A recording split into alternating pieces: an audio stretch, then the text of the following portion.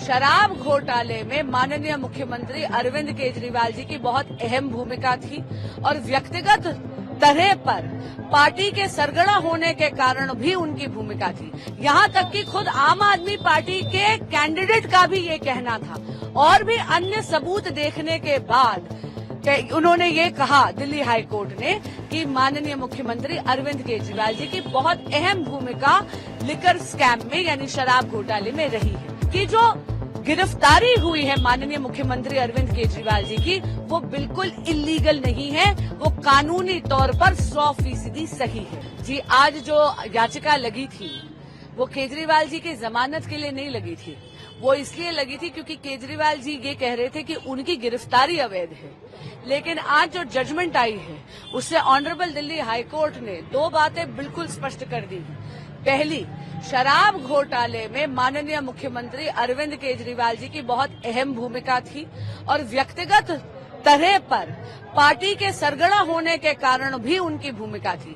100 करोड़ रुपए के किकबैक्स शराब घोटाले में लिए गए जो आम आदमी पार्टी की गतिविधियों के लिए इस्तेमाल हुए। कोर्ट ने ईडी के सभी तथ्य, सभी सबूत देखे, हवाला के लोगों का और उनके ट्रांजैक्शंस देखे, उनकी स्टेटमेंट्स देखी, अप्रूवर की स्टेटमेंट्स देखी। यहां तक कि खुद आम आदमी पार्टी के कैंडिडेट का भी ये कहना था और भी अन्य सबूत देखने के बाद उन्होंने ये कहा दिल्ली हाई कोर्ट ने कि माननीय मुख्यमंत्री अरविंद केजरीवाल जी की बहुत अहम भूमिका लिकर स्कैम में यानी शराब घोटाले में रही है।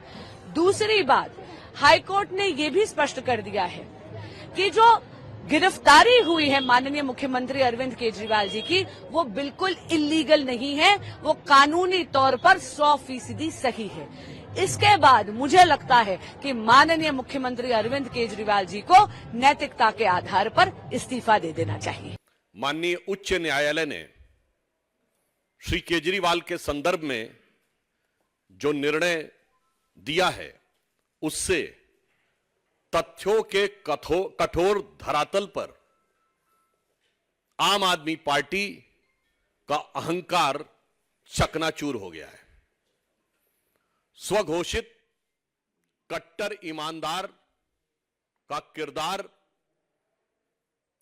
धारदार तथ्यों के साथ पूरी तरह तार तार हो गया है। यह सामान्य बात नहीं है। देखिए, जिस प्रकार से उन्होंने जमानत के लिए नहीं, यह बात हम ऐसे नहीं कह रहे हैं, उन्होंने तो सीधे सीधे अपनी अभिरक्षा को ही यानी अपनी हिरासत को ही चुनौती दी थी। अहंकार यह था कि मुझे छूट नहीं चाहिए, मुझे दूसरे को गलत साबित करना, इसलिए मैंने कहा कि वह अहंकार चूर चूर हो गया है। क्योंकि माननीय न्यायालय ने जो अभी मीडिया में प्राप्त सूचना उसके अनुसार यह बिंदु स्पष्ट कहा है, court clarifies that the petition is for deciding the arrest is illegal. क्योंकि उन्होंने तो सीधे यह कहा था कि अरेस्ट ही इलीगल है, यानी वो जमानत मांग ही नहीं रहे थे और इतनी बड़े अहंकार के साथ वो आगे बढ़ने का प्रयास कर रहे थे। दूसरा विषय बहुत स्पष्ट मैं आपके सामने उद्धृत करना चाहता हूं। Material collected by the ED reveals that the Kejriwal conspired was involved in formulation of excise policy. बार बार हम लोग कहते थे साक्ष्य जांच एजेंसियों ने दिए हैं और वो न्यायालय के समकक्ष हैं, ना हमारे पास हैं ना किसी अन्य के पास हैं, इसलिए उस पर बयानबाजी निरर्थक है। स्पष्ट रूप से कोर्ट कह रहा है कि जो साक्ष्य दिए गए उससे प्रतीत होता है कि वह नीति बनाने में बाकायदा कंस्पायर्ड द एक्साइज पॉलिसी, और फिर लिखा हुआ है was involve in the formulation of the excise policy and use the proceed of crime, यानी वो नीति निर्धारण में मुख्य कर्ता धर्ता थे और उससे प्राप्त चीज को अवांछित आपराधिक चीजों में प्रयोग किया गया। He is also allegedly involved in the personal capacity in the formulation of the policy and demanding the kickbacks, and secondly in the capacity of national convener, यानी प्रथम दृष्टया वो नीति को बनाने में मुख्य सूत्रधार थे और फिर उसके बदले में धन प्राप्त करने में अपनी दूसरी भूमिका यानी आम आदमी पार्टी के संयोजक के रूप में कर्ता धर्ता थे। उसके उपरांत माननीय न्यायालय ने एक और गंभीर ऑब्जर्वेशन दिया है। Court says doubting grant of the pardon of the approver amounts to casting aspersion on judicial process. अर्थात किसी को जमानत दी गई या नहीं इस पर टिप्पणी करना सीधे सीधे न्यायपालिका के ऊपर टिप्पणी करने के समान है। भाई अगर आप देखें तो इसी आधार के ऊपर अभी संजय सिंह जी को तो बेल मिली है।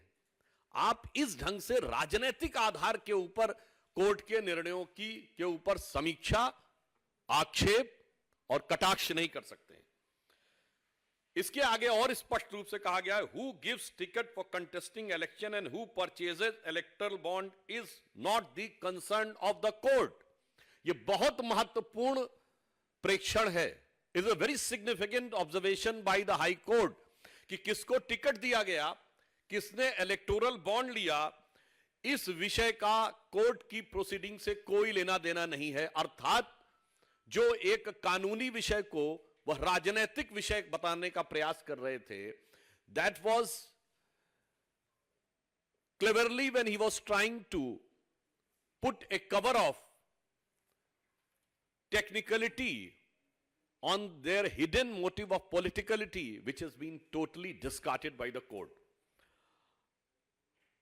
अब देखिए एक और बिंदु पे कहा है, the investigating agency under the criminal jurisprudence can't be directed to conduct the investigation as per convenience of the person. जो बार बार कहते थे कि ईडी हमें यह बताए कि इस तरीके से मुझे जवाब देना या उस तरीके से मुझे इस कैपेसिटी में बुलाया जा रहा है, इस कैपेसिटी में। बहुत स्पष्ट कहा है कि आरोपी को यह अधिकार नहीं है किसी व्यक्ति को कि वो ये तय करे कि किन नियमों, किन प्रावधानों या किस प्रक्रिया के तहत अथवा किस रूप में जांच एजेंसी उससे जांच करना चाह रही है। अगला बिंदु और गंभीर है, the court won't lay down different categories of law, one for common citizens and other granting special privilege to chief minister. आम आदमी पार्टी, मैं पुनः अंडरलाइन करके कहता हूं, आम आदमी पार्टी के तथाकथित आम आदमी मुख्यमंत्री के बारे में स्पष्ट रूप से माननीय न्यायालय कह रहा है कि सामान्य यानी आम आदमी के लिए एक नियम और आम आदमी पार्टी के मुख्यमंत्री के लिए दूसरा नियम, यानी नाम तो आम, दीवाने आम, और चाहते हैं कि डील किया जाए दीवाने खास की तरह। तो यह खासो खुसूस खासियत पूरी तरीके से खारिज कर दी गई कोर्ट के द्वारा। पुनः मैं कहना चाहता हूं, यह सबसे महत्वपूर्ण बात है। ये वही थे जो नाना प्रकार की चीजें कहते थे, मैं बंगला नहीं लूंगा, मैं गाड़ी नहीं लूंगा, मैं टोपी पहनूंगा, मैं सिक्योरिटी नहीं लूंगा, वगैरह वगैरह। जबकि मैं सारी बातें कर रहा हूं, ये सारी चीजें आवश्यकता होती हैं, सुरक्षा की आवश्यकता होती है, परंतु ये जो आम आदमी का चोला था वो पूरी तरीके से धराशायी हो गया, क्योंकि वो खुद एक खास ट्रीटमेंट चाह रहे थे। इसके उपरांत कोर्ट कहता है, court on necessity of arrest, जो उन्होंने कहा कि क्यों उनको हिरासत में लेना चाहिए। ED was in process of enough material which has led to arrest of Kejriwal, non joining of investigation by Kejriwal, delay caused by him was also impacted those in the judicial custody. अर्थात उनका बार बार ईडी के संबंध को दरकिनार करना, जवाब देने से मना करना, यह गलत था और पर्याप्त मटेरियल उपलब्ध था उनसे पूछताछ और जांच करने के लिए। दूसरा, एक गंभीर बात कही गई जो बार बार न्यायिक प्रक्रिया को राजनीतिक रंग देने का प्रयास और उसके ऊपर राजनीतिक आक्षेप करने का प्रयास है। उस पर कोर्ट ने साफ कहा है, जजेस are bound by the law not by the politics. आप उसमें राजनीति करना चाहते हैं क्योंकि आप लगातार 9 सम्मन डिले कर रहे थे, क्योंकि आपको पता था कि लोकसभा का चुनाव आने वाला, अनायास नहीं आने वाला था। इसका अर्थ यह हो गया कि आप न्यायिक प्रक्रिया को राजनीतिक दहलीज तक ले जाने का कार्य आप कर रहे थे। कोर्ट ने स्पष्ट कहा है, किसी भी प्रकार की राजनीतिक गतिविधि से न्यायिक प्रक्रिया प्रभावित होने वाली नहीं है, अर्थात टाइमिंग वाली बात ध्वस्त हो गई। देन उसके आगे और उससे गंभीर बात कही है, political considerations can't be brought before court of law. जो इस प्रकार की बात कहना कि चुनाव आ रहा है, वैसे तो ये लोग इस बात के बड़े आदतन शरारती हैं। याद करिए 2019 के लोकसभा से पहले कांग्रेस पार्टी के नेता भी वकील का चोला ओढ़कर श्री राम जन्मभूमि के मुद्दे पर भी यही कह रहे थे कि चुनाव आ रहा है तो इसको बाद में करिए। आज भ्रष्टाचार के मुद्दे पे चुनाव आने की बात पे कही तो कोर्ट साफ साफ कह रहा है कि किसी भी प्रकार का राजनैतिक संदर्भ न्यायालय के समक्ष देना उचित नहीं है।